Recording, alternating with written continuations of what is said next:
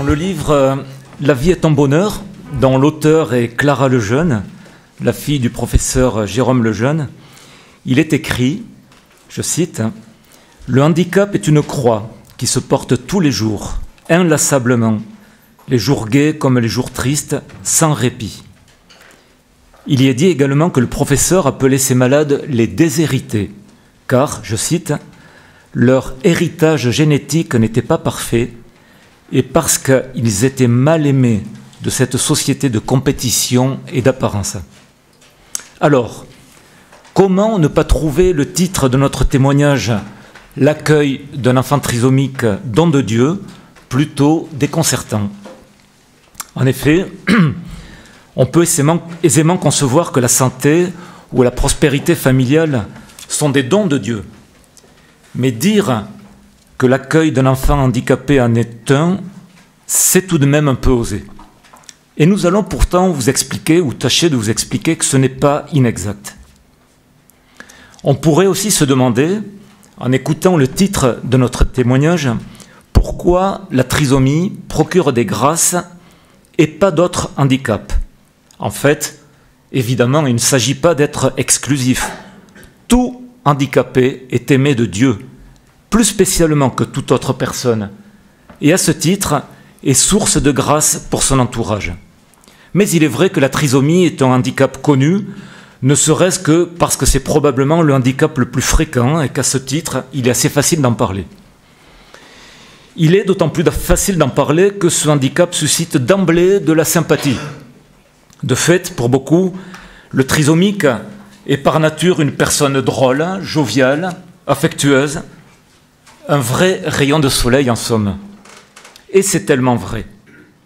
Mais pourtant, l'aisance avec laquelle la trisomie peut être détectée dès les premières semaines de grossesse fait que l'espérance de vie d'un embryon atteint de trisomie est ridiculement faible et même proche du néant. Quel paradoxe! J'éprouve la plus grande sympathie pour les trisomiques, mais je n'ai pas le courage d'affronter ce handicap à la maison, pensent la plupart de nos concitoyens.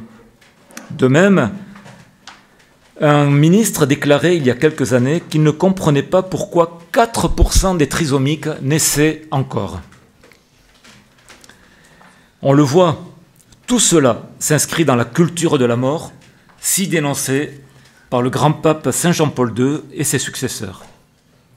Avant de rentrer dans le vif du sujet, nous aimerions dire que nous ne parlons que de notre propre expérience et de ce que nous constatons par rapport à notre fils, et que nous ne voulons en aucun cas généraliser.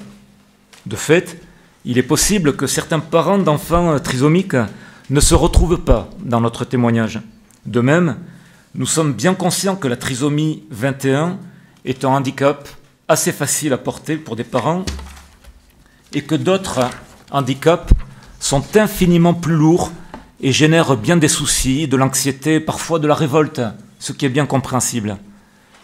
Nous tenons ainsi à exprimer notre immense gratitude et reconnaissance envers ceux qui se donnent pour leur enfant lourdement handicapé, mais aussi ceux qui se sont lancés dans le défi de l'adoption d'enfants trisomiques ou souffrant d'autres handicaps en connaissance de cause. Quelle grandeur d'âme! Nous connaissons plusieurs de ces couples et nous tenons à leur dédier notre témoignage. Notre intervention s'organisera autour de 3 parties: la découverte et la perception du handicap, le comportement de notre fils, puis les réactions qu'il suscite. Alors, première partie, la découverte et la perception du handicap. Paul a 20 ans, nous avons 6 enfants, comme Père Bernard l'a dit, et Paul est le dernier. Il vient d'obtenir un CAP de cuisine et services en restauration collective. Nous pouvons dire encore une fois, dans notre cas personnel, et ce n'est pas une généralité, que nous avons été préparés à l'acceptation de son handicap, sans le savoir évidemment. Ainsi, en 1988, j'assistais à un congrès de la famille où monsieur et madame Alingrin témoignaient. Ce couple extraordinaire a accueilli 400 enfants handicapés abandonnés de tout pays avant de les confier à des familles qui souhaitaient les adopter. Ils en ont eux-mêmes adopté 18. Lucette Allingra m'a dédicacé ce jour-là la plaquette qui retraçait leur œuvre. Voilà ce qu'elle avait écrit. « Hier, aujourd'hui, demain, apôtres toujours, soyez-le ». Pas mal d'années plus tard, nous arrivions à Madrid avec nos 5 enfants pour un séjour de 3 ans.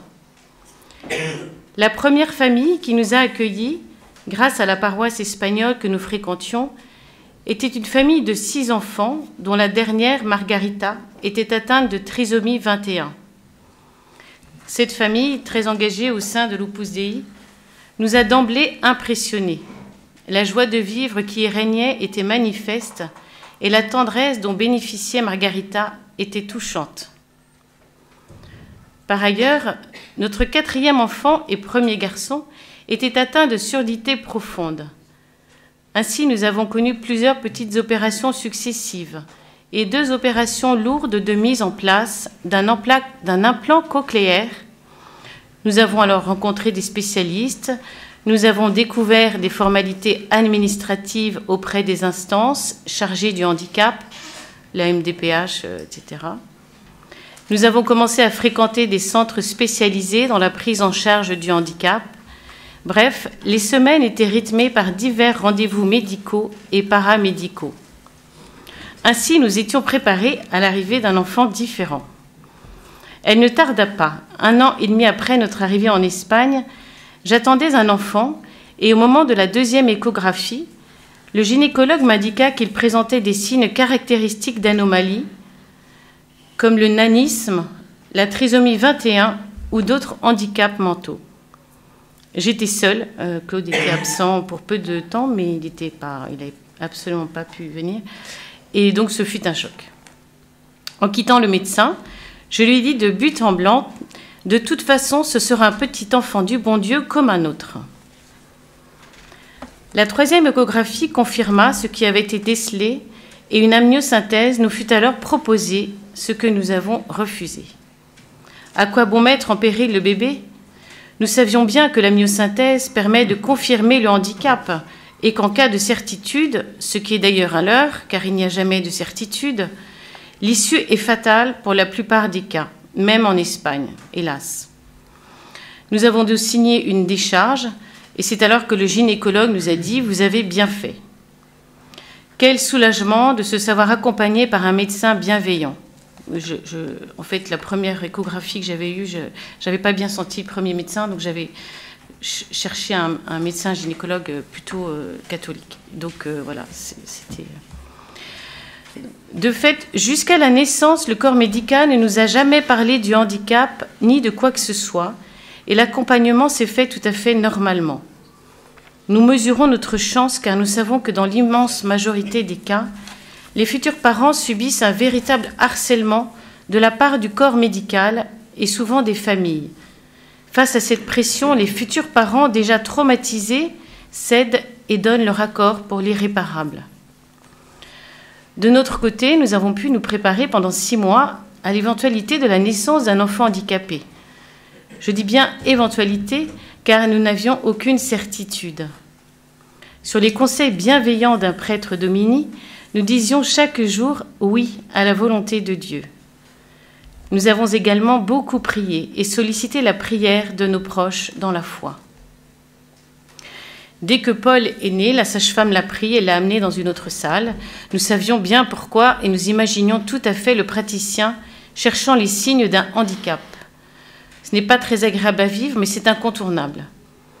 Paul nous fut rendu après quelques longues minutes et 1 heure plus tard, le gynécologue vint nous dire avec beaucoup de délicatesse que Paul était atteint du syndrome de Down, la façon de qualifier la trisomie 21 dans la plupart des pays. Nous n'étions pas surpris et tout se passa bien. Le personnel a d'ailleurs été surpris devant notre sérénité. Fruit des prières, c'est certain, et du soutien des autres. Pour nos enfants encore jeunes, Paul était un enfant comme les autres. Pour les adultes qui nous côtoyaient, c'était un enfant spécial. Et dans un pays où l'enfant est particulièrement choyé, nous avons reçu des marques de sollicitude et d'affection. Son baptême fut très joyeux et nous permit d'inviter de nombreux amis espagnols. Vous imaginez l'ambiance festive autour de la guitare et des chants. de la guitare et des chants. Juste en petite parenthèse, Paul, dans ses prénoms, son second prénom, c'est Emmanuel, Dieu avec nous. En fait, ça, c'est des restes que j'avais de cette rencontre avec Léa Lingrin, qui avait appelé le premier enfant qu'ils avaient adopté Emmanuel, voilà, parce que c'était Dieu parmi eux, et ça m'est toujours resté. Voilà. Paul fut très souvent malade durant sa première année, avant notre retour en France. Plusieurs fois hospitalisé en urgence, nous avons vu ces mêmes amis se relayer pour le garder à l'hôpital, afin de me permettre de souffler un peu pendant que Claude travaillait. Cette chaîne d'amitié et de foi nous a énormément réconfortés. De retour en France, nous avons été reçus par une cardiologue pour un bilan. Sa cardiopathie, si pénible durant sa première année et si fréquente chez les trisomiques, avait totalement disparu. Le cathétérisme cardiaque qu'il aurait dû subir a été annulé. Dominique est convaincue que c'est miraculeux. Elle avait d'ailleurs fait une neuvaine à Saint-Jean-Paul II et une autre à Saint-Joseph avant l'examen, neuvaine qu'elle avait faite seule car j'étais absent pour une durée de 6 mois. Concernant l'éducation que nous avons donnée à Paul, nous avons essayé de ne pas lui réserver un traitement de faveur car il aurait pu se montrer capricieux. Il n'est pas toujours bien facile d'ajuster le curseur, mais on fait comme on peut. Pour conclure cette partie, nous n'avons jamais ressenti le fait d'avoir un enfant différent comme une punition, et nous ne nous sommes jamais révoltés. Nous avons simplement considéré que nous avions reçu une mission au jour de sa naissance qui était de le rendre heureux et de l'éduquer. Rien de plus que pour notre enfant en définitive, et cela permet de ne pas se poser trop de questions, de ne pas se comparer aux autres, de ne pas s'apitoyer. Et lorsque nous chutons, il est bon de se remémorer ces mots de Saint Jean-Paul II en 1981. J'espère que la foi chrétienne vous aide à porter votre épreuve avec courage, sérénité et amour. J'espère que la foi chrétienne vous aide à porter votre épreuve avec courage, sérénité et amour, car vous êtes auprès de ces enfants les témoins et les coopérateurs de la tendresse de Dieu. D'ailleurs, dans cette mission de coopération, beaucoup de parents désemparés peuvent trouver le soutien d'associations chrétiennes, mais aussi laïques, dès lors qu'elles sont tournées vers le bien commun. À ce sujet, nous ne pourrons jamais assez remercier la Fondation Jérôme Lejeune, qui travaille à améliorer le quotidien des personnes atteintes de handicap. Alors nous en venons à notre deuxième partie, le comportement de notre fils. Monsieur et Madame Lingrin disaient, les petits trisomiques, ils sont bien autre chose que ne se figurent nos duretés de cœur. Plus que d'autres, ils ont faim de tendresse et en apportent. En effet, 2 choses nous frappent chez Paul. Sa capacité à aimer Dieu et son amour des autres. Et lorsqu'il fait des reproches sur des personnes, c'est souvent parce qu'il nous a entendu dire des choses négatives sur elles. Cela nous oblige à nous modérer devant lui, à éviter de critiquer, et si on ne le fait pas, la sanction est sans appel et humiliante pour nous. Ces enfants n'ont pas de filtre et n'ont pas de nuances, ils sont entiers.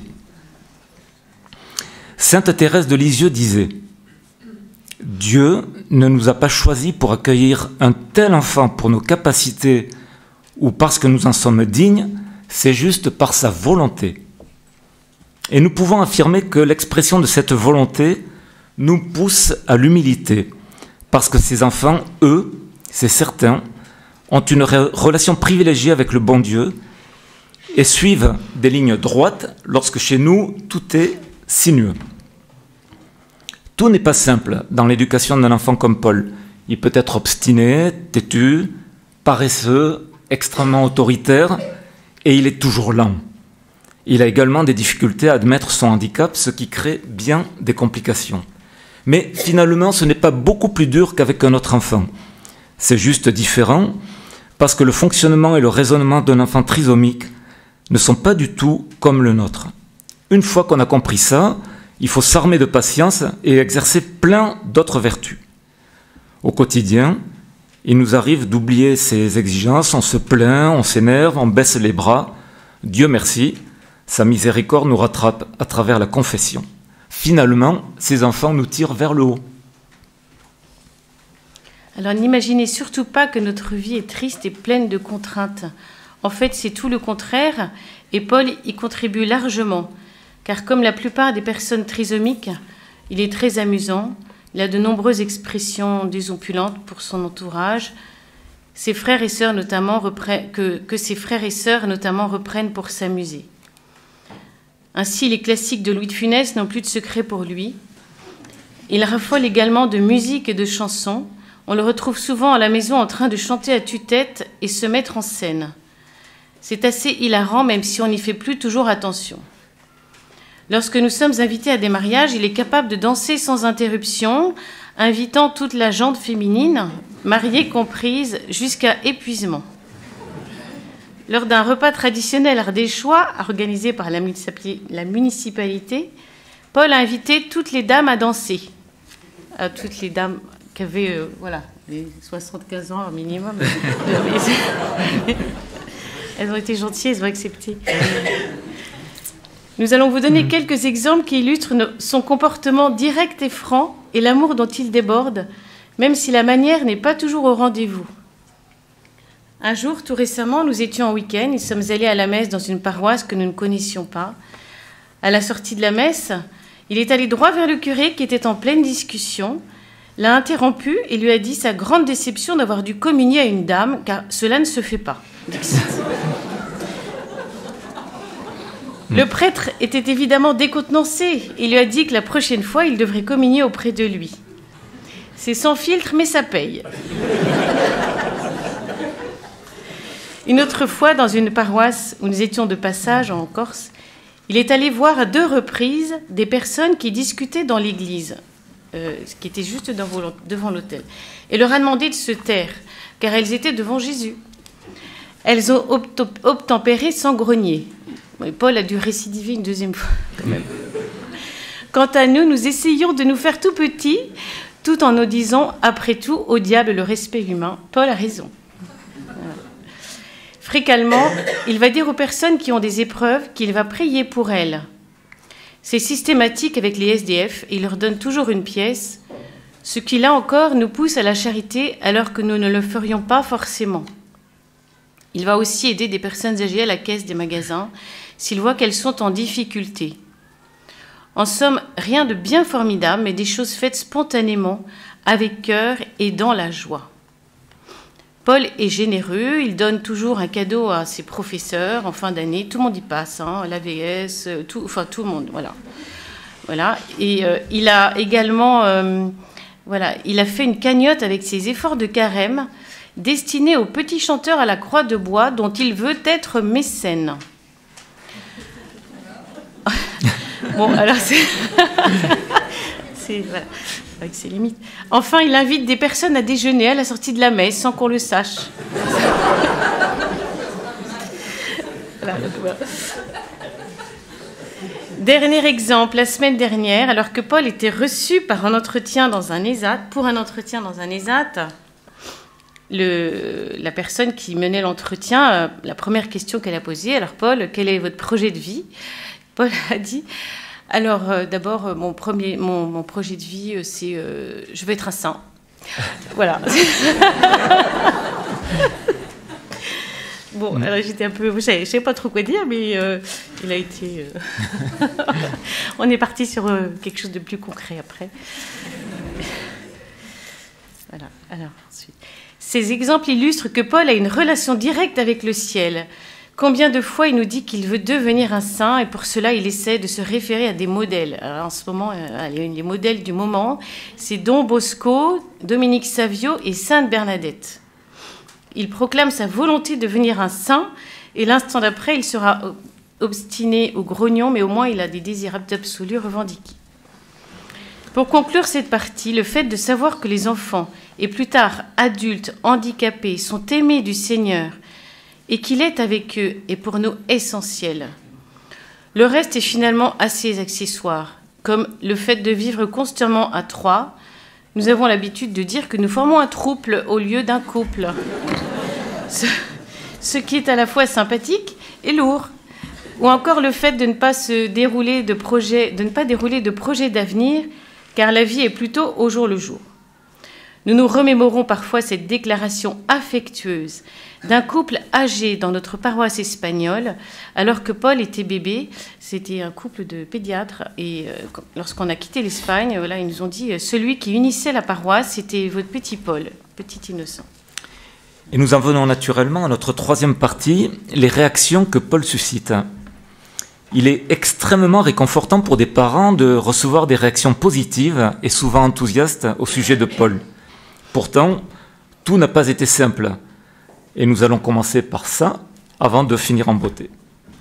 Alors pendant 2 ans, il a subi la méchanceté d'un éducateur qui, étant incapable de gérer sa classe, nous a régulièrement adressé des reproches au sujet de Paul.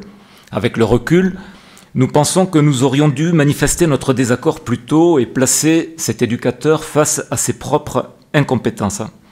Mais comme le comportement de Paul était inapproprié vis-à-vis d'autres enfants qu'il bousculait ou sur lesquels il crachait, nous nous excusions auprès des parents et faisions la morale à Paul. En fait, il était en souffrance car les enfants trisomiques, mieux que quiconque, savent très bien et très rapidement s'ils sont aimés ou non. Ces enfants ont besoin d'affection et en donnent en retour au centuple. Mais s'ils se sentent mal aimés, ils ont des comportements qui laissent à désirer. Il nous arrive aussi de souffrir intérieurement lorsque Paul nous dit qu'il n'a pas d'amis. C'est comme un glaive qui nous transperce, car nous savons très bien que ce n'est pas de son fait, mais uniquement parce qu'il est différent. Et en même temps, nous le comprenons très bien. Comment demander à des adolescents de devenir amis d'un enfant différent, dont le raisonnement est celui d'un grand bébé, alors qu'eux-mêmes sont en pleine crise d'adolescence? Ces marques d'indifférence, voire de méchanceté imbécile, ça peut arriver, sont bien normales et nous rappellent que dans la vie, nous ne sommes pas égaux. Nous sommes égaux en dignité, évidemment. Nous sommes égaux devant Dieu aussi. Mais nous sommes tous différents. Les regards portés sur Paul peuvent être également source de souffrance, même si on n'y prête plus trop attention et si cela nous fait maintenant sourire. Le plus drôle, c'est lorsque de jeunes enfants le dévisagent avec attention en se demandant probablement pourquoi ce garçon n'est pas comme les autres. Et rien de méchant dans cela, c'est tellement humain. Et puis c'est enfantin. Et puis Paul ne s'en rend pas compte, et c'est tant mieux. Ce qui est réellement douloureux, c'est lorsque des décideurs politiques proclament qu'il faut être toujours plus efficace dans le dépistage prénatal. C'est vraiment terrible de se dire que ces hommes et femmes se font les apôtres zélés d'un massacre ciblé et privent la société de disposer de citoyens entièrement tournés vers l'amour. Et nous pouvons affirmer que cette capacité à aimer est ressentie et appréciée. Que de témoignages attendrissants. Nous croulons sous les exemples. Alors récemment, dans une pizzeria, le propriétaire a offert le dessert à Paul, sans rien dire de plus, mais tout était dit à travers ce geste. Une autre fois, un restaurateur a offert un cadeau à Paul et s'est livré en nous disant qu'il avait lui aussi une sœur handicapée et qu'elle était le ciment de sa famille. Autre exemple, dans la cour d'école, Paul est connu et crée de la sympathie.